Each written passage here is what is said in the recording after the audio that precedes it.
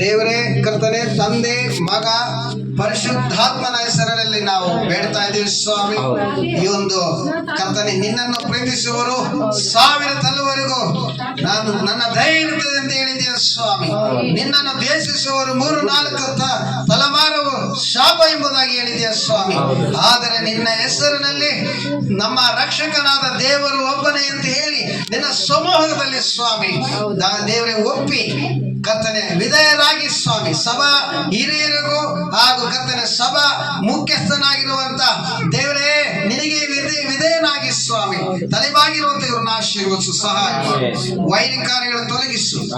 ಎಲ್ಲ ಯೇಸುವಿನ ಹೆಸರಿನಲ್ಲಿ ಬೇಡಿ ಹೊಂದಿದ್ದೇವೆ ತಂದೆ.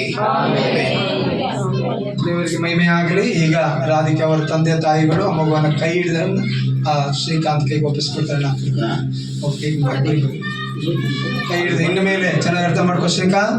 ತಂದೆ ತಾಯಿಗಳ ಧರ್ಮವನ್ನು ಅವರು ಕಳ್ಕೊಳ್ತಿದ್ದಾರೆ, ಇನ್ನು ಗಂಡನ ಧರ್ಮವಾದ ನಿನ್ನ ಕೈಗೆ ಮಗುವನ್ನು ಕೊಡುತ್ತಿದ್ದಾರೆ. ಇನ್ನು ಮೇಲೆ ತಂದೆ ತಾಯಿಯಾಗಿಯೋ ಅಣ್ಣ ತಮ್ಮಂದಿನಾಗಿಯೋ ಗಂಡನಾಗಿಯೋ ಎಲ್ಲವೂ ನೀನು ಅವರು ಯೋಗ್ಯರಾಗಿ ನಡೆದು ಆ ಮಗುವನ್ನು ಇಲ್ಲಿವರೆಗೂ ಅದು ದೇವರ ಲೆಕ್ಕ ಪ್ರಕಾರ ನೋಡಿ ನಿನ್ನ ಕೈ ಅದನ್ನು ಒಪ್ಪಿಸ್ತಾ. ಇನ್ನು ಮೇಲೆ ನೀನೇ ಅದರ ಜವಾಬ್ದಾರಿ ಉಳ್ಳವನಾಗಿರ್ತೀಯ. ಇವತ್ತಿನಿಂದ ಇವರ ತಂದೆ ತಾಯಿಗಳು ಆ ಮಗುವಿನ ಮೇಲೆ ಅದ ಜವಾಬ್ದಾರಿ ಕಳ್ಕೊಂಡವರಾಗಿದ್ದಾರೆ. ಇನ್ನು ಮೇಲೆ ನೀನು ಜವಾಬ್ದಾರಿ ಹೊತ್ತುಕೊಂಡವನಾಗಿದ್ದೀಯ. ದೇವರು ಇವರನ್ನ ಆಶೀರ್ವಾದ ಮಾಡಲಿ.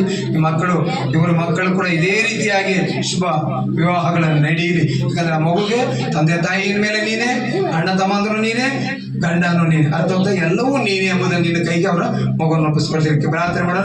ತಂದೆಯಾದ ದೇವರೇ, ಈಗ ಈ ಸಹೋದರಿಯು ಸಹೋದರನು ನೀನು ಕೊಟ್ಟಂತ ಈ ಮಗುವನ್ನ ಇಲ್ಲಿಯ ತನಕ ಬೆಳೆಸಿ ಇವತ್ತು ಸ್ವಾಮಿ ಇವರಿಬ್ಬರು ಕೂಡ ಕರ್ತನೆ ಎತ್ತಂತ ಈ ಮಗುವನ್ನ ನೀನು ಕೊಟ್ಟಿದ್ದೀಯ.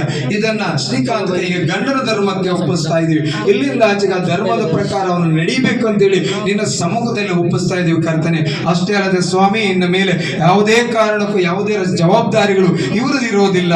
ಇನ್ನು ಮೇಲೆ ಎಲ್ಲ ಜವಾಬ್ದಾರಿಗಳು ಶ್ರೀಕಾಂತದೇ ಆಗಿರುತ್ತೆ. ಅದಕ್ಕಾಗಿ ಕರ್ತನೆ ನಿಮ್ಮ ಮುಂದೆ ಪ್ರಮಾಣ ಪೂರ್ವಕವಾಗಿ ಇದನ್ನು ಒಪ್ಪಿಸಿಕೊಡ್ತಾ ಇದ್ದಾರೆ ತಂದೆಗಳು. ಕರ್ತನೆ ಇವ್ರನ್ನ ದೀರ್ಘಾಯುಷನ್ನು ಆಶೀರ್ವದಿಸು, ಇವರ ಕುಟುಂಬವನ್ನು ಆಶೀರ್ವದಿಸು, ಇವರ ದಾಂಪತ್ಯ ಜೀವಿತವನ್ನು ಆಶೀರ್ವದಿಸು. ಹಾಗೆ ಈ ಮಕ್ಕಳ ದಾಂಪತ್ಯ ಜೀವಿತವನ್ನು ಕೂಡ ನೀವು ಆಶೀರ್ವಾದ ಮಾಡಿದ್ದಕ್ಕಾಗಿ ಸ್ತೋತ್ರ. ಎಲ್ಲ ಮಹಿಮೆ ನಿನಗಾಗಲಿ. ಈ ಮಕ್ಕಳಿಗೂ ಕರ್ತನೆ ಇವಾಗ ಹೊಸದಾಗಿ ಮದುವೆ ಆಗೋರಿಗೂ ಅಪ್ಪ ಅವರ ತಂದೆ ತಾಯಿಗಳಿಗೂ ಯೇಸು ಕ್ರಿಸ್ತನ ನಾಮದಲ್ಲಿ ಶುಭವೇ ಆಗಲಿ ತಂದೆ. ಇನ್ನು ನೀನು ತಾಳಿ ಕಟ್ಟಬಹುದು. ಅಷ್ಟು ಮುಂದೆ ಬನ್ನಿ ಅಷ್ಟು ಮುಂದೆ ಬನ್ನಿ. ಕಷ್ಟಪಟ್ಟಂತ ಪಾಸ್ತ ಬನ್ನಿ ತಾಳಿ ಅವ್ರಿಗೆ ಕೊಡಿ. ರಂಗನಾಥ್ ಪಾಸ್ಟ್ ಅವರು ಪಾಪ ಮೂರು ತಿಂಗಳಿಂದ ನಾನು ಉಸಿರು ಹೊಡ್ಕೊಂಡು ರಾಧಿಕಾರಿ ಹುಡುಕೊಂಡ್ರು. ನಿದ್ದೆ ಹೋಗ್ಬಿಡ್ತೀನಮ್ಮ. ಆಮೇಲೆ ಕಟ್ತೀಯಾ ಓನಾರ ಹಾಕಿ ನಿಮಿಷ ಹೆಂಗ್ ಓನಾರ ಹಾಕಿ ಕಟ್ತೀಯ, ಆಮೇಲೆ ಕಟ್ತೀಯ ಓನಾರ ಕೈ ತಟ್ರಿ.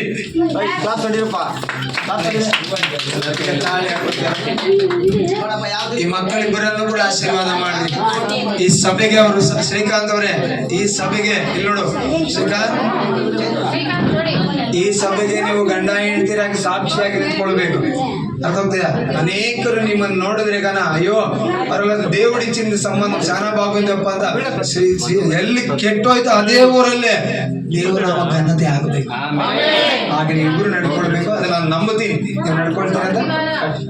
ತಂದೆ ಮಗ ಪವಿತ್ರಾತ್ಮನಾದಂತ ತಂದೆಯ ಮಗನಾದಂತ ಯೇಸು ಕ್ರಿಸ್ತನ ಪವಿತ್ರಾತ್ಮನ ಹೆಸರಿನಲ್ಲಿ ಈ ಮಗ ರಾಧಿಕಾ ಎಂಬವಳನ್ನ ಶ್ರೀಕಾಂತ್ ಅವರು ತನ್ನ ಹೆಂಡತಿಯಾಗಿ ಸ್ವೀಕರಿಸ್ತಾ ಇದ್ದಾರೆ.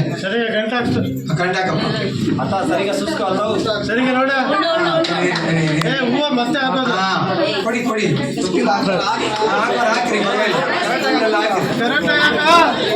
ನಮ್ಮ ತಲೆ ಮೇಲೆ ಹಾಕ್ಬೇಡ್ರಿ, ಅವ್ರ ಮೇಲೆ ಹಾಕ್ರಿ ಬಾಬಾ. ಪರಲೋಕದಲ್ಲಿ ಇವತ್ತು ಹಬ್ಬ. ಕರ್ತನು ಕೆಟ್ಟು ಹೋಗಿರುವುದನ್ನು ಹುಡುಕಿ ರಕ್ಷಿಸುವನಾಗಿದ್ದಾನೆ. ಎಲ್ಲರೂ ಕ್ಲಾಪ್ಸ್ ಹೊಡೆಯೋಣ. ಶುಭ ವಿವಾಹಕ್ಕಾಗಿ ನಮ್ಮ ಇದನ್ನು ಒಟ್ಟುಗೂಡಿಸಿದ ರಂಗನಾಥ್ ಪಾಸ್ಟ್ ಅವರು ಶುಭ ಹಾರೈಸುತ್ತಾರೆ. ಎಲ್ಲರೂ ಪ್ರಾರ್ಥನೆ ಮಾಡೋಣ. ಈ ಒಂದು pasa, mi amor,